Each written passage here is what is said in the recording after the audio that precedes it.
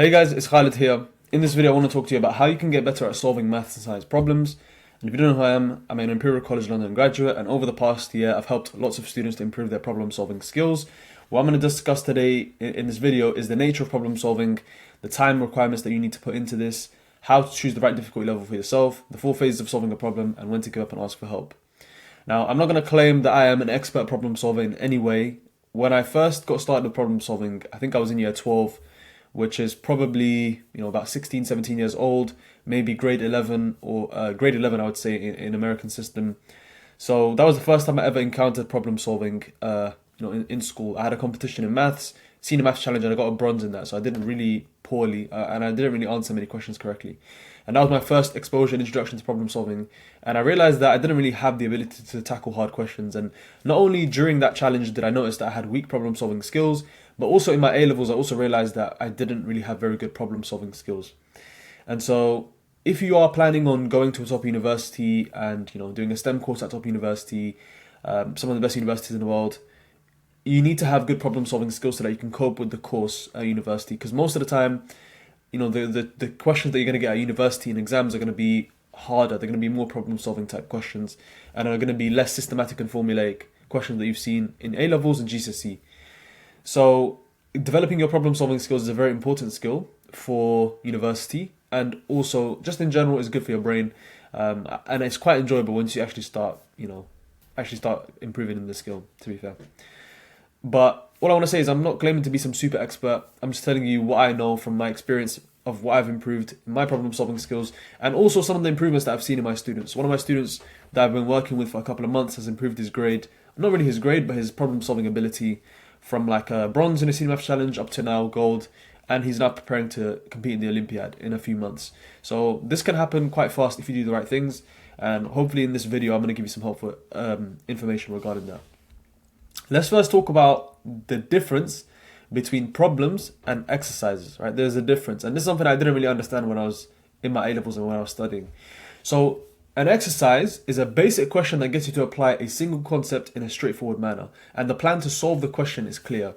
So, for example, let's say you're studying differentiation and you have an exercise on differentiation. Something like an exercise would be differentiate x cubed, right? It's a straightforward, simple question that gets you to apply the idea in a one-step process. And there's not really a plan that you have to make to solve the problem. It's quite clear and straightforward on what to do to actually get to the solution. So you just execute the step. Whereas a problem is a harder question that gets you to apply multiple concepts, and the plan on how to solve and approach the question is unfamiliar. So essentially, you could think of a problem as being like a combination of different exercises. There's lots of smaller tasks that you need to do in order to actually move forward on the question. And a lot of the times, a problem is a question that you've never seen before, which means that you need to create the plan to solve the problem from scratch on that question itself. And you need to approach the question in a new way, essentially. But hopefully that makes sense. That's the difference between an exercise and a problem. All right, let me show you an actual practical example now using the quadratics topic. So an exercise on quadratics would be something like this. Find the values of k for which this quadratic has 2 real solutions.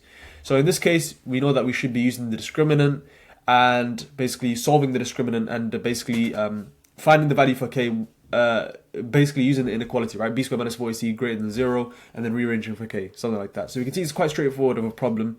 You just need to apply the concept, in a one-step process, pretty much. Whereas this question here, I got this from the step question. So this one kind of gets you to apply the concept in a different way, right? It's an unfamiliar question. You might have never seen anything like this before. You might have never even seen a quadratic equation being put into this new format. However, you can use the concepts and the understanding that you developed in the exercises to help you to move forward on the problem itself. But right now, you can't immediately see a solution to the question just by looking at it straight away. You have to think about it a little bit. Whereas for the first question, you can just look at it and immediately tell what it's trying to get you to do and immediately understand what the plan to solve the problem is, and then you just execute the step. Whereas this one, the plan to solve the problem is different. There's many different ways you could approach this. What about sketching a graph? Maybe sketching a graph would be the thing that you want to do. Or there could be some other ways that you could go about solving this question here, right? So the plan isn't really straightforward, and you need to think carefully about how you want to tackle the question. So hopefully that makes sense. That's the difference between exercise and problems. I'm making this a separate section since when I was younger, I didn't really understand the difference between these types of questions. Notice the difference in style and difficulty of these questions, okay? So I want you to understand and appreciate there's a difference between exercises and problems, right? You need to obviously do both, to improve in maths. Exercises are things that you're going to be doing after you've read some theory to improve your understanding of the theory that you read, and it will help you to get a better understanding of the concepts that you just learnt about.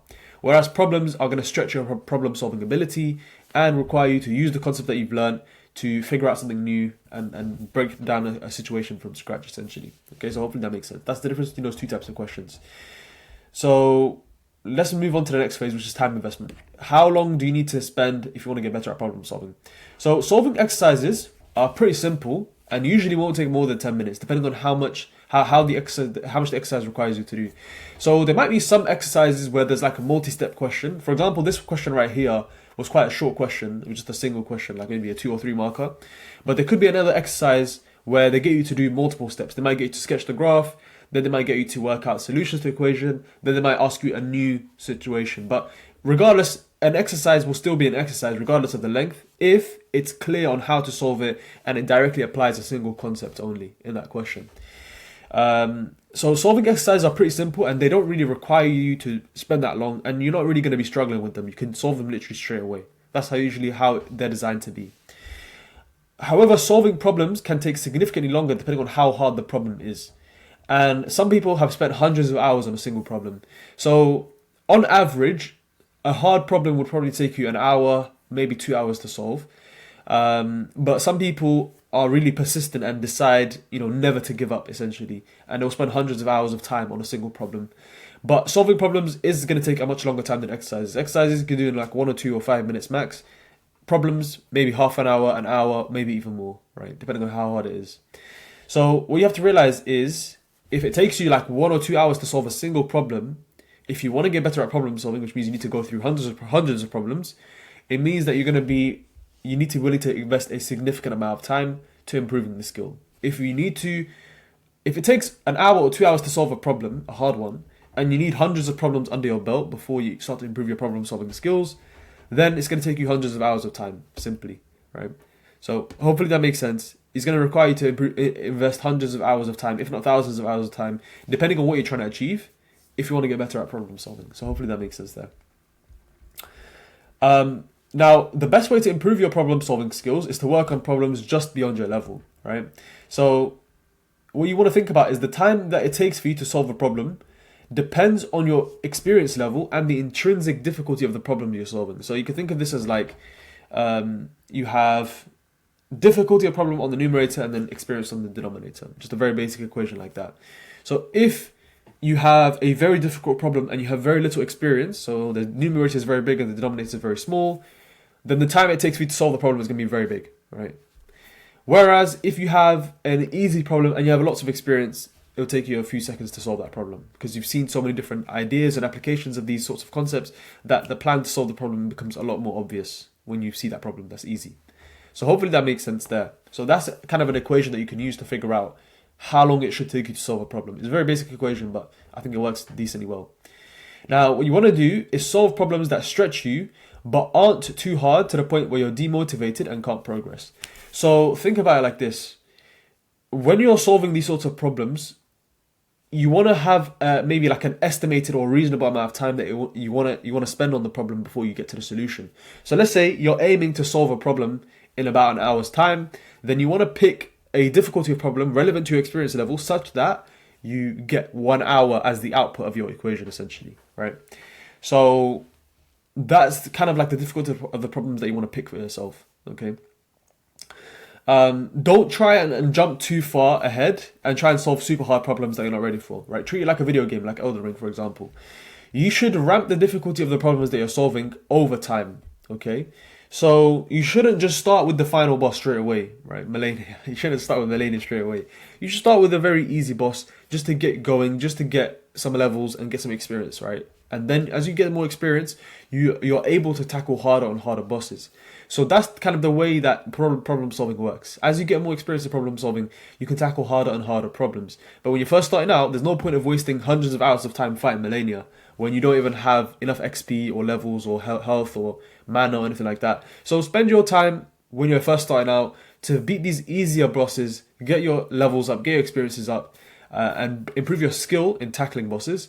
And then once you're better, then you can go and tackle the harder bosses, and it won't take you as long, right? So hopefully that makes sense. Treat it like a video game, right? Think about, am I under leveled for this question? Am I not at the right level yet? Or have I not given it enough time? Because usually it's a mixture of the two, right? When you're trying to beat a video game boss. If you're at the right level to beat a video game boss, then you need to put in the time, right? To actually just beat the boss and understand how they work. But you have to know when you are kind of outside of your lane, essentially, right? And you need to know when to kind of dial it back and go for easier problems. So the best way to improve with this, I think, is to ramp the difficulty of problems that you're solving over a period of time. So you don't want to just start by solving the hardest maths questions out there, like the IMO questions. Start with, senior maths challenge, and then build up to kangaroo, then BMO, then continue to increase the levels as you go, right? When it comes to problem solving, again, this is important. You want to try problems that stretch you, but aren't too hard to the point where you're demotivated.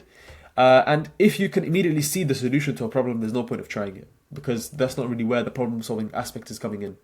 So hopefully that makes sense there. Now, let's talk about the 4 phases of solving a problem. Okay, there's 4 steps, or there's 4 things you need to do to solve any problem. And any problem can be broken down into these 4 steps.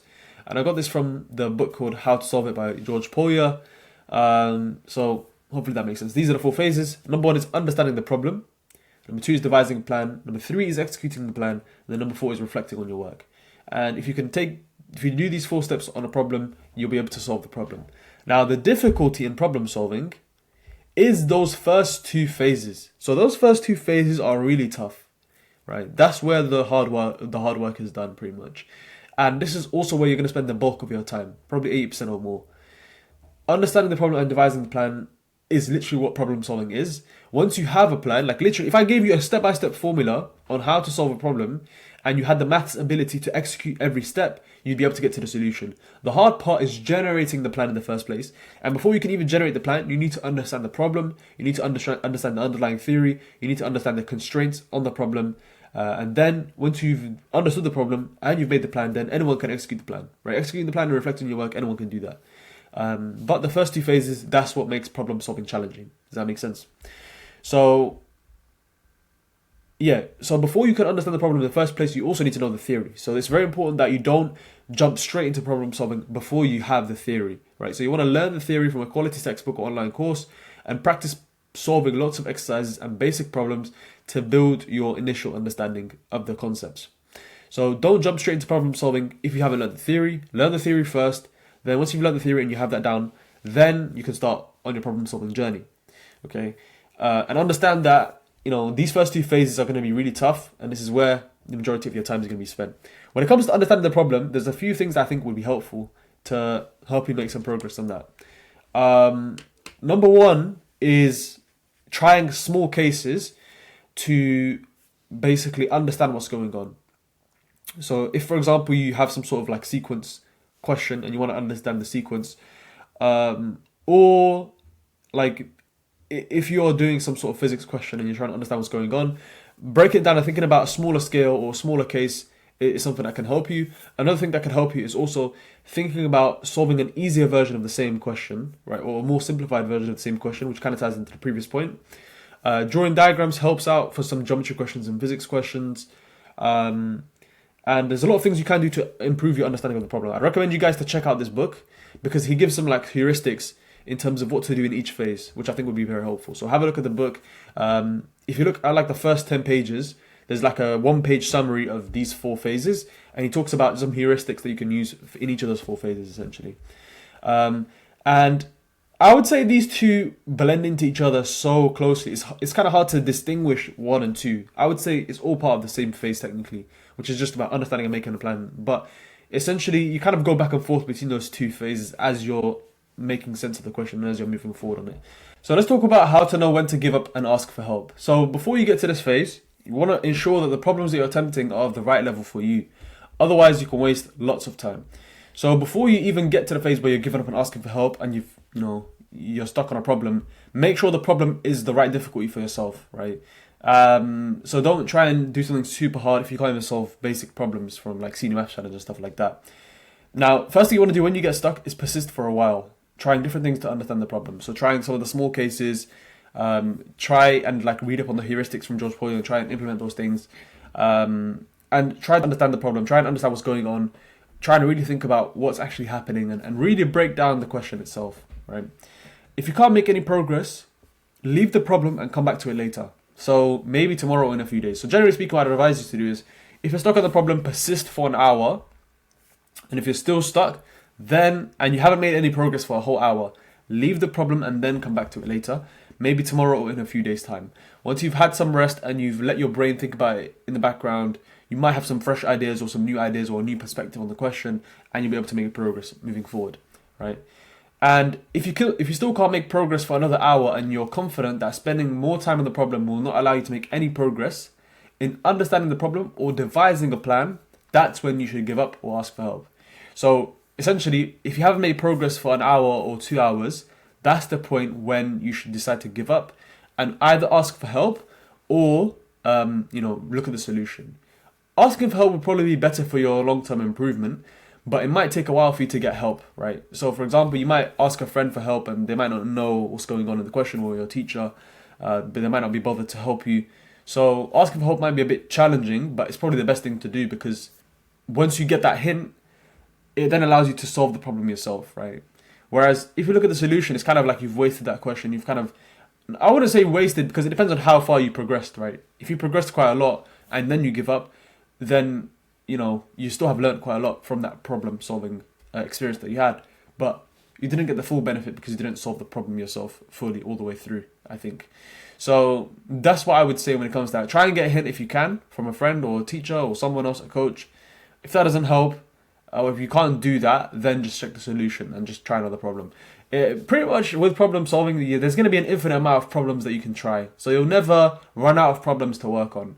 So don't feel like I'm going to waste, yes, technically you aren't getting the full benefit if you don't fully solve it yourself. However, we live in the real world, right? Everyone has time constraints. We need to spend time doing other things, right? And so not everyone can spend hundreds of hours or thousands of hours on problem solving, right? We need to know when to give up and when to move on, right? So hopefully that makes sense there. Now, that's pretty much it for this video here. So the last thing I want to say is just enjoy the journey when it comes to problem solving. This is going to be something that, especially if you're in secondary school or high school right now, it's something that I think would be a good hobby or something good to get started with, especially if you're interested in doing a STEM course at a good university. This skill is going to help you a lot when it comes to being able to do well at university, and anyone can improve in this, and it's just a skill. So you might be wondering, how are these people so good at maths? How are these people so good at chess? These people all have just spent hundreds of hours on problem solving, either tactics in chess or just maths problems or physics problems or stuff like that. And they might have some genetic advantages, or they might just have high IQ as well. But at the same time, they've also put way more time into it than you have. And you don't know how good you can be at problem solving if you haven't put in a lot of time into it. If you've never done problem solving before, if you've never seriously committed to put time into improving your problem solving skills, then you don't even know how good you could potentially be, right? And pretty much it's just like any other skill, right? The more time you put into it, the better you're going to be. So what I'd advise you to do is learn some other problem solving strategies from books, like how to solve it, or you can use ChatGPT as well for some heuristics in terms of what can I do to understand the problem. You can ask ChatGPT that, and it will give you a summary from the different books that, how to solve it and all these other books that it's been trained on, and it will give you some good heuristics and tips on how to understand the problem more, right? But the only way you'll actually get better at problem solving is to sit with and struggle with these problems. There's no avoiding the pain and the struggle that comes along with problem solving and improving the skill. You can ask ChatGPT for some help, but you'll never get better unless you've put in the time, right? That's just the way it works. You just need to sacrifice and put in the time to make it happen. Once you put in the time, you'll get better at the skill. It's as simple as that. So hopefully that makes sense. Use ChatGPT for some heuristics, or you can read some books as well. But I think ChatGPT would be pretty good for this, because you're not really asking it for actual hints and stuff. You're just asking it for what can I do to better understand this problem or devise the plan, etc. And it'll give you some good ideas and ways to think about what to do. So hopefully that makes sense. The most important thing is ramp the difficulty over time. That's really important. Don't start straight away on the hardest problems, and don't overestimate your ability. Drop it down a level or two. Learn the theory properly before you jump to problem solving, and learn how to commit and persist with problems for an extended period of time, at least an hour or two before you give up or ask for help. So hopefully that makes sense. That's it for this video.